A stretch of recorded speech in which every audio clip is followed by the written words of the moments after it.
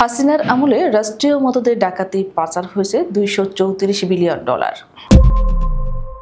একদিকে পদ্মা সেতুর ঝলমলে আলো, মেট্রো রেলের ঝকঝকে গতি আর কর্ণফুলী টানেলের স্বপ্ন, অন্যদিকে দেশ থেকে প্রায় 25 লক্ষ কোটি টাকা পাচারের এক অবিশ্বাস্য অন্ধকার অধ্যায়।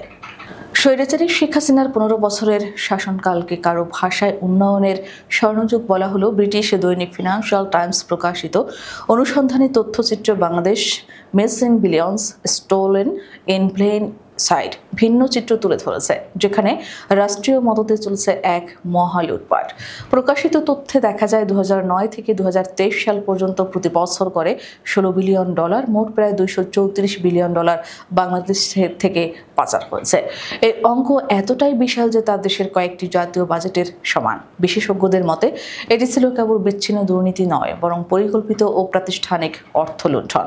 তথ্যচিত্রে বলা হয় মূল পদ্ধতি ছিল আন্তর্জাতিক বাণিজ্যের আড়ালে ওভার ইনভয়েসিং ও আন্ডার ইনভয়েসিং। আমদানির ক্ষেত্রে অতি মূল্যায়ন, যেমন 1 কোটি টাকার যন্ত্রপাতি 5 কোটি টাকা দেখানোর ফলে বাড়তি 4 কোটি টাকা বৈধভাবেই বিদেশে চলে যেত। আবার রপ্তানির সময় অবমূল্যায়ন করে কোটি কোটি টাকা দেশে ফেরত না এনে বিদেশি অ্যাকাউন্টে ফেলে রাখা হতো। ইসলামী ব্যাংকের মতো শীর্ষ ব্যাংকেও ছাড়েনি সরকার ঘনিষ্ঠ গোষ্ঠী। তৎকালীন এমডি আব্দুল মান্নানকে ডিজিএফআই সদর দপ্তর ডেকে পদত্যাগে বাধ্য করা হয়। এরপর ইসলাম গ্রুপ ব্যাংকের নিয়ন্ত্রণ নেয় এবং ভুয়া ঋণের নামে প্রায় $10 বিলিয়ন হাতিয়ে নেয় বলে অভিযোগ। এই টাকা আর কখনোই ব্যাংকে ফেরত আসেনি।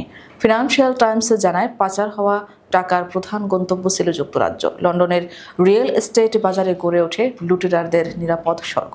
সাবেক ভূমিমন্ত্রী সাইফুজ্জামান চৌধুরীর নামে সেখানে 350টিরও বেশি সম্পত্তির খোঁজ মিলেছে, যার অনেকগুলো ব্রিটিশ অপরাধ দমন সংস্থা ইতিমধ্যে জব্দ করেছে। অথচ বাংলাদেশি নাগরিক বছরে মাত্র $12,000 বৈধভাবে নিতে পারে। এই বৈপরীত্যই প্রমাণ করে রাষ্ট্রের মদদের শক্তি কতটা গভীর ছিল। এখানেই থেমে থাকেনি কেলেঙ্কারি। শেখ হাসিনার ভাগ্নি ও ব্রিটিশ এমপি টিউলিপ সিদ্দিকের নামও উঠে আসে। মাত্র 22 বছর বয়সে লন্ডনের অভিজাত এলাকায় তার ফ্ল্যাট কেনার ঘটনা এবং পরবর্তীতে দুর্নীতির অভিযোগে পদ হারানো পুরো চিত্রকে আরও স্পষ্ট করে। সবচেয়ে বড় পরিহাস হলো এই লুটপাট চলেছে উন্নয়নের জোয়ারের ঢোল পিটিয়ে। পদ্মা সেতুর মতো প্রকল্প থেকে দুর্নীতির অভিযোগে বিশ্বব্যাংক সরে দাঁড়িয়েছিল, অথচ জনগণের চোখে উন্নয়নের মরীচিকা তুলে ধরে সরকার আড়ালে চালিয়েছে ইতিহাসের সবচেয়ে বড় অর্থ পাচার। প্রধান উপদেষ্টা ডক্টর মোহাম্মদ ইউনূস এ বিষয়ে মন্তব্য করেছেন, সম্ভবত কোনো দেশের ইতিহাসে এটি সবচেয়ে বড় অর্থ লুণ্ঠন। ফলে প্রশ্ন জাগছে, এ কি উন্নয়ন ছিল নাকি রাষ্ট্রীয় মদদে সংগঠিত এক মহা ডাকাতির আসর, যেখানে ক্ষমতাসীনদের স্লোগানের আড়ালে দেশের ভবিষ্যৎকে বেচে দেওয়া হয়েছিল।